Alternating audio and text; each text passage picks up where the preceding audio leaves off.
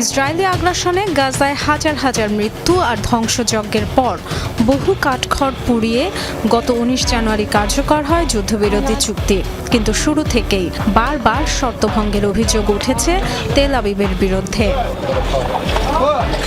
Netzarim corridor থেকে সেনা প্রত্যাহারে বিলম্ব, ত্রাণ প্রবেশে বাধা, উত্তর গাজায় ফিলিস্তিনিদের ফেরার পথে একের পর এক সংকট তৈরি, এমনকি হামলা পর্যন্ত চালাচ্ছে ইসরায়েলি সেনারা।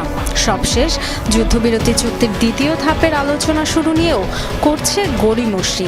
এমন পরিস্থিতিতে কঠোর অবস্থানে যাওয়ার ঘোষণা দিয়েছে হামাস।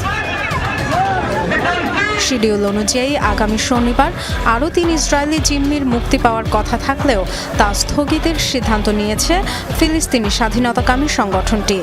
সোমবার এক বিবৃতিতে জানিয়েছে একথা। তবে ইসরায়েল যুদ্ধবিরতির শর্ত মানলে বন্দি বিনিময়ের দরজা খোলা আছে বলেও নিশ্চিত করেছে। মুক্তি স্থগিতের খবরে চটে গেছেন মার্কিন প্রেসিডেন্ট ডোনাল্ড ট্রাম্প। সব ইসরায়েলি বন্দীকে মুক্তির জন্য হামাসকে আগামী শনিবার দুপুর পর্যন্ত সময় বেঁধে দিয়েছেন তিনি।